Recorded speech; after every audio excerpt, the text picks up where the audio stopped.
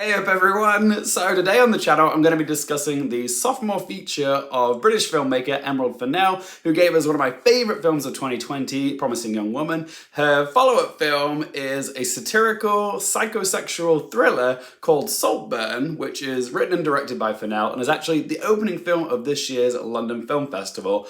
What a wildly entertaining film this was to open the festival. If you thought that Promising Young Woman was uncomfortable, well, Emerald Fennell is finding new ways to test those comfort zones in Saltburn, so strap in for some depravity. Saltburn is set in the mid-2000s and is centered around a bright but socially awkward young student at Oxford called Oliver Quick, who's played by Barry Keoghan, who becomes infatuated with a fellow student, the dashing and well-to-do Felix Catton, who's played by Jacob Elordi. Their upbringings couldn't be more different from one another. Like, Felix was born with a silver spoon and seemed predestined to go to Oxford, whereas Oliver was a simple lad from a working-class family in Merseyside, and yeah, he got in on a scholarship to Oxford. He's kind of viewed as an outsider to the rah-rah-rah students who he's surrounded by at Oxford, but Felix takes pity on him and invites Oliver out to his family's stately manor called Saltburn for the summer, which is full of colourful posho characters like his mum Elspeth and dad Sir James, played by Rosamund Pike and Richard E. Grant, the frightening footman called Duncan, played by Paul Rees, Felix's sister Venetia, played by Alison Oliver, and desperate for attention family friend Pamela, played by a marvellous Kerry Mulligan, a role which lets her be silly for a change. I'm going to say this now,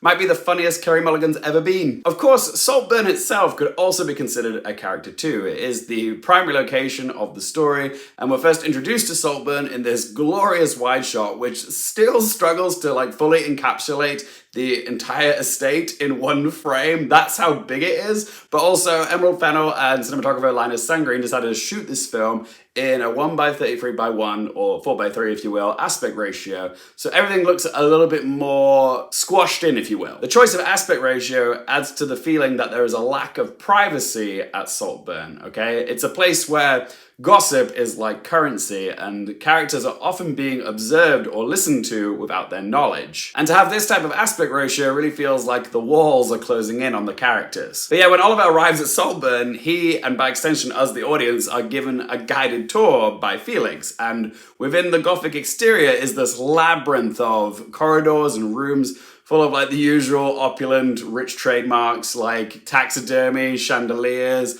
old paintings, historical artifacts, or as Felix likes to call them, old relies and Shakespeare follies. Excellent work from production designer Susie Davies. Emerald Fennell and Linus Sangreen do a brilliant job of bringing Saltburn to life. They managed to make it look both idyllic and sinister. But yeah, this is one of the best looking films of 2023. The lighting in Oliver's bathroom makes his bathtub look like a satanic altar. There's also lots of reflective imagery of Oliver in this. You can see multiples of him in the reflection in the pond, the bathtub, window panes, shiny table surfaces. It's all hinting at a duplicitous side of his character. The casting of this film is pitch perfect. Everybody in this is absolutely fabulous, but the standout has to be Barry Keoghan for his fearless performance as Oliver. What's frustrating though is that I can't really talk in detail about his performance without kind of spoiling the movie for you. Let's just say that it's a complex, ambitious, and challenging part, but Barry Keoghan absolutely crushes it, and you should go check it out. Emerald Fennell's writing is as razor sharp as it was in Promising Young Woman, and I love that she's not afraid to take the piss out of herself and her upbringing. She did grow up in a posh environment. She went to private school in Oxford herself. And yeah, there are so many barbed jabs at the elite, even though she is a part of it. So much of the dialogue in this film feels so specific that she probably extrapolated it from people that she knew in real life and put it into the script. There's one scene where Oliver asks Felix, what do they teach you at these fancy private boarding schools? And Felix responds by saying, Latin, water polo, and child abuse. That feels like something someone would genuinely say. And there's also another character that says, oh, she's having fingers for pudding, as a euphemism for bulimia. And it's so dark, but it also feels like something someone would actually say in a posh environment. So yeah, the dialogue is very prickly, it is funny, but it does feel often tragically honest in places as well. Where I would say Emerald Fennell struggles a little bit is honing directly in on what it is the film is trying to say. She is saying a lot in this film about class, wealth, privilege, masculinity, desire, and obsession, but it almost feels like she's stretched herself a little bit too thin by trying to pack so much in. And because she tries to pack so much in, it does feel a bit too long. It didn't all tie together as satisfyingly as Promising Young Woman did. Also, I can't help but think that the film probably would have been more shocking and impactful if it had come out just a few years earlier, because we have seen a lot of these Eat the Rich satires recently, like Glass Onion, Triangle of Sadness, and of course the White Lotus series as well. And while Saltburn certainly does provide a British spin on the subject, it does feel like it is a little bit late to the party, or trend if you will. But having said all that, I still had a lot of fun watching this movie. I loved getting lost in this story and watching the debaucherous dynamics of the players. Sometimes it's just fun watching sinners sin. But does Saltburn have any Oscars chances? I think so, yes. I think it's certainly going to be in the conversation for a few categories, but like the character of Oliver, I think Saltburn could be looking at the Oscars from the outside in. I think its best chances for a nomination will be for Linus Sandgren for cinematography, though having said that, he was snubbed last year for Babylon, one of the best looking movies of 2022, and he got snubbed for that.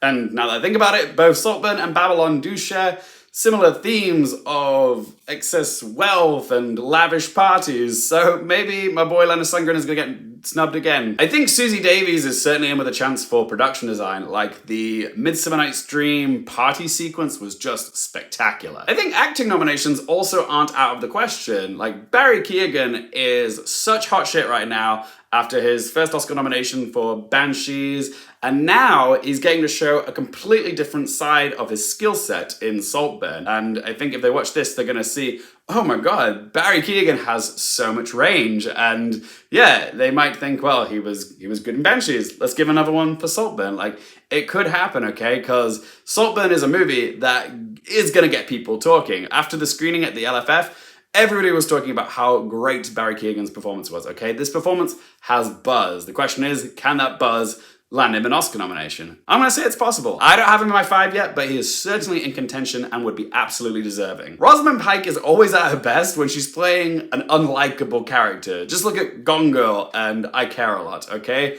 This is certainly a performance under the same umbrella as those characters, okay? She is so much fun in this as the excessively nice but also invasive and prickly mother Elspeth. And the Best Supporting Actress category is looking a little bit weak this year, so she could end up getting a second Oscar nomination for this role. Yeah, those are the two performances that I feel have the best chance of getting a nomination. Jacob Elordi has had a great year with Priscilla, The Sweet East, and now Saltburn, and I do think Saltburn is the performance he'd have the best chance of getting a nomination for, but the problem is, unlike Best Supporting Actress, Best Supporting Actor is stacked this year, and stacked with a lot of actors that have been around for a lot longer than Jacob Elordi has, and is always seen as more overdue. He's probably seen more as a newcomer, and I think he's probably gonna have a harder time getting in compared to Mark Ruffalo, Willem Dafoe, Ryan Gosling, Robert De Niro, and Robert Downey Jr., okay? It's a tough category this year for him to break into. He'll be in my predictions video, but he's probably my 7th, 8th, or 9th placement. Richard E. Grant also has some great moments in this, but I don't think it's enough to get a Best Supporting Actor nomination.